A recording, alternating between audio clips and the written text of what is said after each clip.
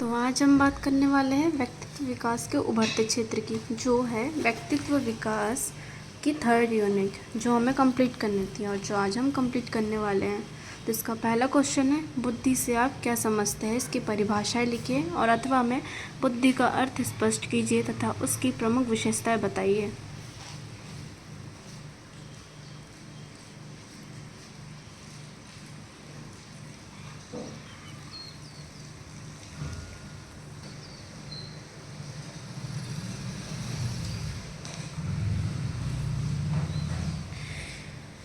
बुद्धि की विशेषताएं। बुद्धि की प्रमुख विशेषताएं निम्नलिखित है। बुद्धि व्यक्ति की जन्मजात शक्ति है। यह शक्ति वंश परंपरा से प्राप्त होती है।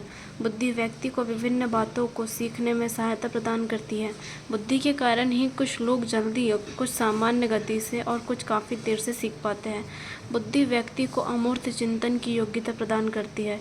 इसी चिंतन के फलस्वरूप व्यक्ति अच्छा डॉक्टर, वकील, दार्शनिक, चित्रकार, मूर्तिकार और साहित्यकार होते हैं। बुद्धि व्यक्ति को अपने पूर्व अनुभवों से लाभ उठाने की क्षमता प्रदान करती है। इन्हीं अनुभवों के आधार पर वह समस्या समाधान करने में सफल होता है। बुद्धि व्यक्ति की कठिन परिस्थितियों और जटिल समस्याओं को सहज और सरल बनाती है। फलतः व्यक्ति उनसे बिना घबराए हुए उन पर विजय प्राप्त कर लेता है।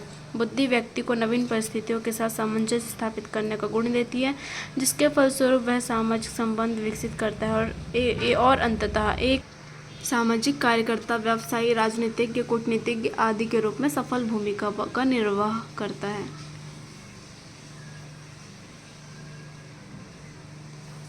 प्रश्न नंबर 2 है, बुद्धि के सिद्धांतों का संक्षेप में वर्णन कीजिए। बुद्धि के सिद्धांत दिए हुए हैं। एक तत्व सिद्धांत, द्वितत्व सिद्धांत, बहुतत्व सिद्धांत, समूह तत्व सिद्धांत, बहुमानसिक योग्यता सिद्धांत, क्रमिक महत्व का सिद्धांत। एक तत्व सिद्धांत दिया था स्टर्नबर्न टर्मन ने।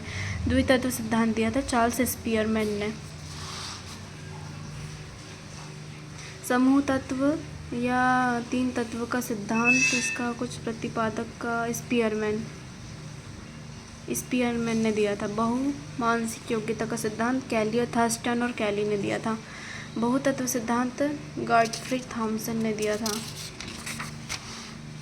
क्रमिक विकास का सिद्धांत सिरिल बर्ट एंड वर्नर। बुद्धि से आप क्या समझते हैं? बुद्धि के बारे में क्या भ्रांतियां हैं और ये अधिगम के किस प्रकार संबंधित हैं, अथवा बुद्धि से संबंधित भ्रांतियां अधिगम को किस प्रकार प्रभावित करती है, समझाइए। मैं एक और वीडियो लाऊंगी जिसमें मैं सारे क्वेश्चन डिटेल में बताऊंगी, पर मैं अभी सिर्फ आपको क्वेश्चन के आंसर बताने ज़रूरी समझ रही हूँ, क्योंकि आप लोग इसे रोक कर पढ़ सको।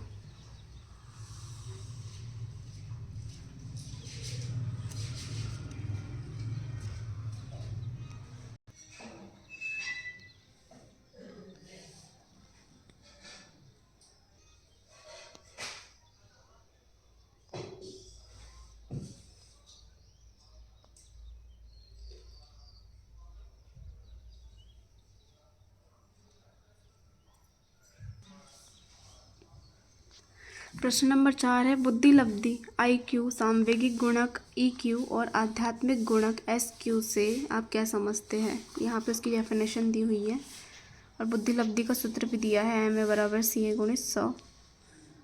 सामवेगिक गुणक, आध्यात्मिक गुणक।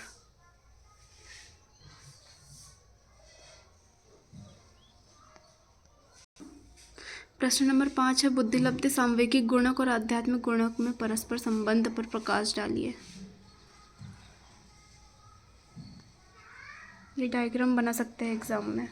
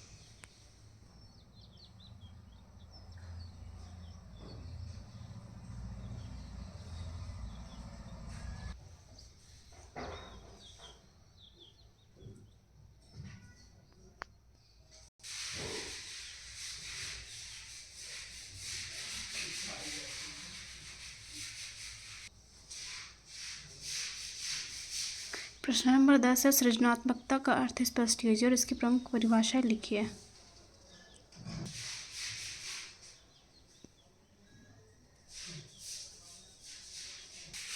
प्रश्न नंबर 11 है, सृजनात्मकता का क्या महत्व है, समझाइए।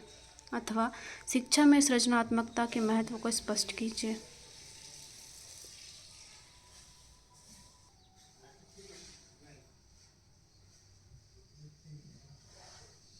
तो यहाँ पर हमारे यूनिट 3 पूरी ख़त्म होती है और यहाँ से कुछ वस्तुनिष्ठ प्रश्न है जो मैं एक वीडियो बना दूँगी जिसका, तब तक आप इसे पढ़िए और अच्छे से समझिए। Thank you.